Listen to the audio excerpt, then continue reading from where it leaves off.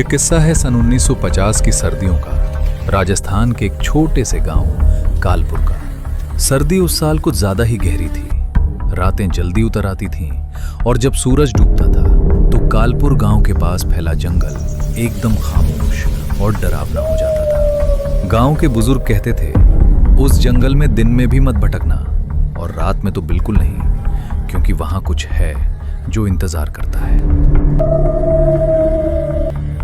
उसी कालपुर में रहता था 15 साल का करण, सीधा सादा, हंसमुख और थोड़ा सा बेपरवाह। एक दोपहर जब धूप हल्की थी और ठंडी हवा चल रही थी, करण अपने दोस्तों के साथ गांव के बाहर खेल रहा था। कोई दौड़ रहा था, कोई पत्थर उछाल रहा था। करण गुनगुनाता हुआ खेल खेल में आगे बढ़ता चला गया। उसे अंदाजा ही नहीं हुआ कि उसके कदम जंगल की सीमा पार कर चुके हैं। पेड़ घने होने लगे, जमीन नम और ठंडी हो गई और अचानक जब उसने पीछे मुड़कर देखा, गांव कहीं नहीं था। उधर मैदान में दोस्तों ने जब इधर उधर देखा और करण को नहीं पाया तो उनके चेहरों पर डर उतर आया। कोई बोला, अगर हमने किसी को बताया तो बहुत डांट पड़ेगी। दूसरा बोला, शायद खुद ही वापस आ जाएगा। और डर के उस पल में उन्होंने सच छुपाने का फैसला कर लिया। इधर जंगल में करण की सांसें तेज हो चुकी थीं। अचानक झाड़ियों में हलचल हुई और फिर अंधेरे से दो चमकती आंखें उभरी। भेड़िया, भूखा, बड़ा और बिल्कुल पास। करण की टांगें कांपने लगीं। वो चीख भी नहीं पाया। सामने एक पेड़ दिखा और उसने पूरी ताकत लगाकर उस पर चढ़ना शुरू कर दिया। नीचे भेड़िया आकर बैठ गया। उसकी सांसों की आवाज साफ सुनाई दे रही थी। वो हिला नहीं, बस इंतजार करता रहा। जैसे जैसे शाम रात में बदलती गई, जंगल और ठंडा और ज्यादा डरावना होता गया। पेड़ों की परछाइयां हिलती थीं, हवा अजीब सी आवाज निकालती थी और करण ऊपर बैठा रोता रहा, धीरे धीरे, ताकि भेड़िया उसे सुन न ले। उधर गांव में अंधेरा छा चुका था। करण की मां की आंखों से आंसू थम नहीं रहे थे।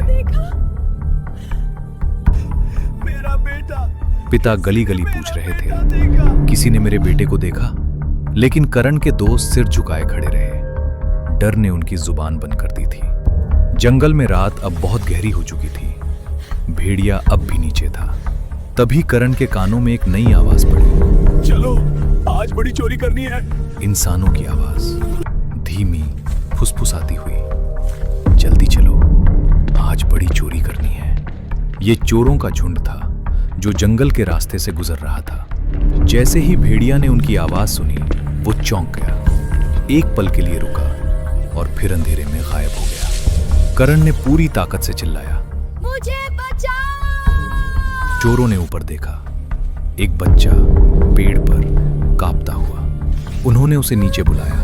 डर मत बेटा, नीचे आ जाओ, हम कुछ नहीं करेंगे। करण नीचे उतरा और सारी कहानी सुना दी। चोरों ने एक दूसरे को देखा।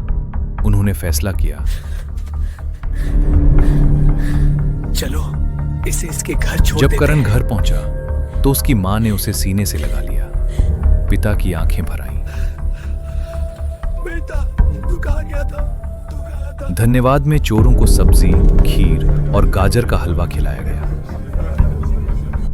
थोड़ा और पूरी ले लो भाई साहब, आपने हम पर बहुत एहसान किया है। नहीं नहीं बहन, पेट भर गया। चोर चले गए और घर में कुछ देर के लिए शांति लौट आई। रात को करण बोला, मुझे आज बहुत डर लग रहा है। मैं कमरे में सोऊंगा, आप लोग बाहर बरामदे में सो जाइए। माँ बाप मान गए। उसी रात वही चोर अनजाने में चोरी करने निकले। एक घर की दीवार खोदने लगे और तभी पहचान लिया, ये वही घर है। उन्होंने हाथ पीछे खींच लिए। नहीं, यहां नहीं। वे चले गए, लेकिन दीवार का छेद खुला रह गया। कुछ देर बाद उस छेद के पास फिर से हलचल हुई। दो चमकती आंखें। भेड़िया वापस आ चुका था।